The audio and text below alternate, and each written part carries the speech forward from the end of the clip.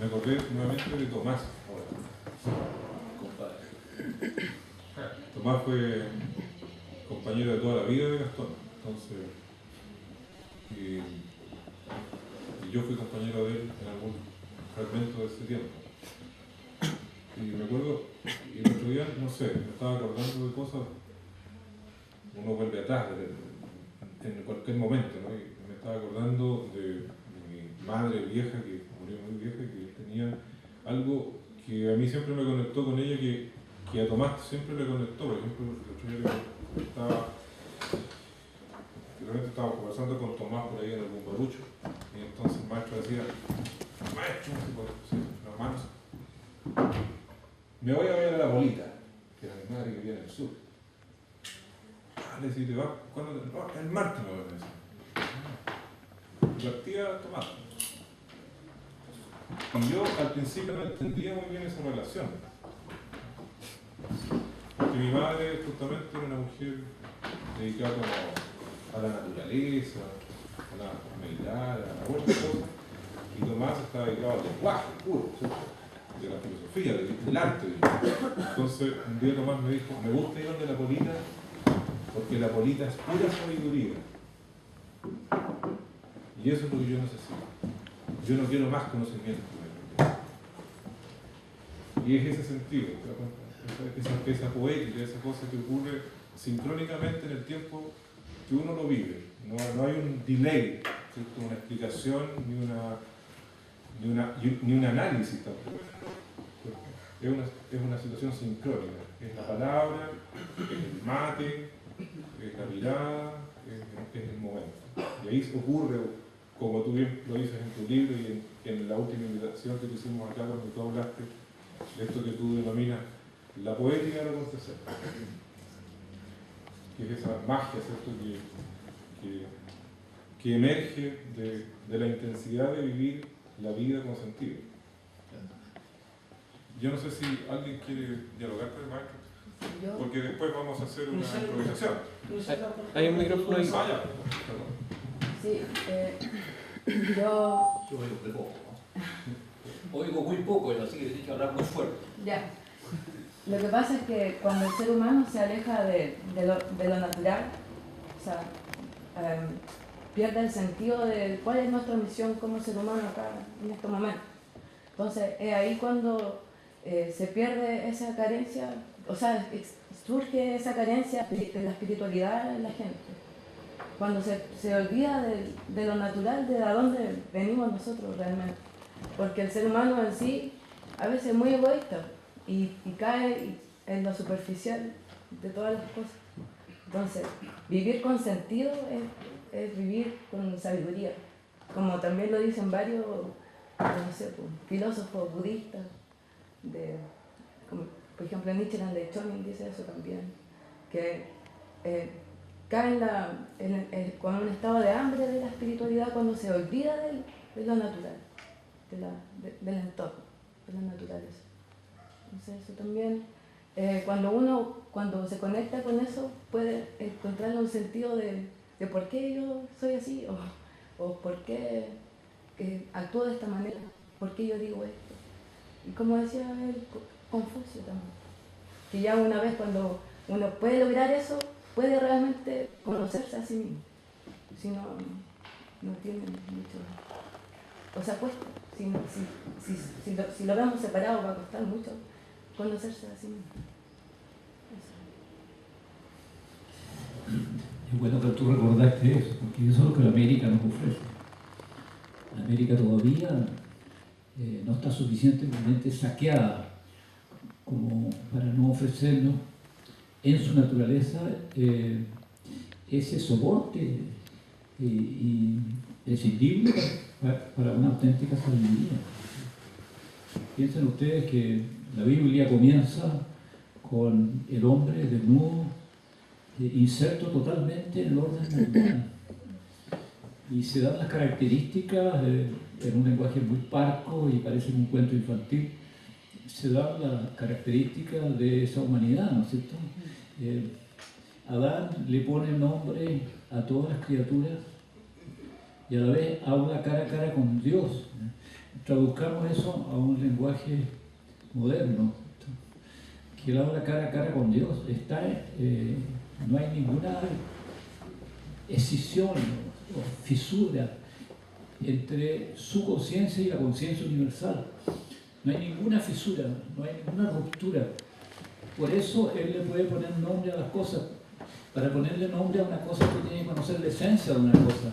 Entonces, por estar en contacto con la conciencia universal, es que él conoce la esencia de todas las cosas. Entonces, ese estado de la humanidad inserta en el orden natural, lejos de ser una carencia, la Biblia la presenta como el deber ser, como el estado perfecto del hombre.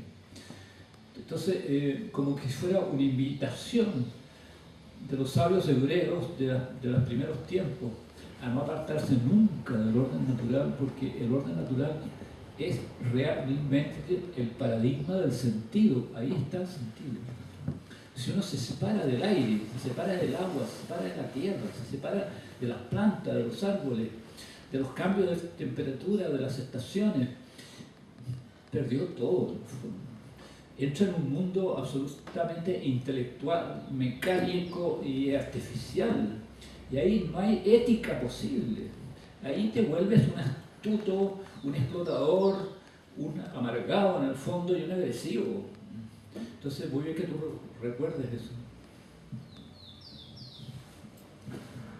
Otra idea más.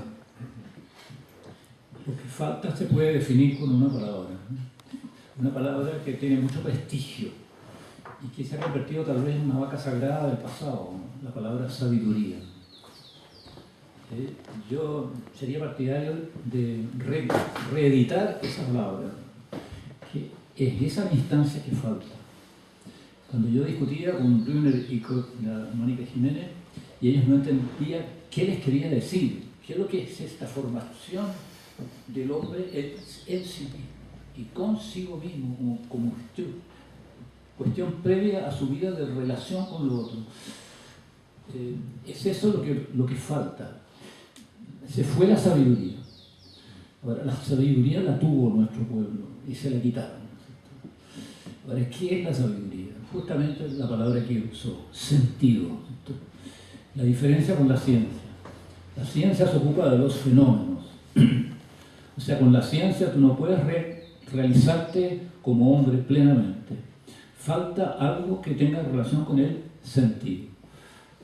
O sea, la sabiduría es un conocimiento vivencial que nos permite entender el sentido de la vida. En cambio, la ciencia llega hasta los fenómenos. La ciencia nos explica cómo es el mundo. La sabiduría nos enseña hacia dónde va el mundo y nosotros en él. Entonces, yo propongo lo siguiente.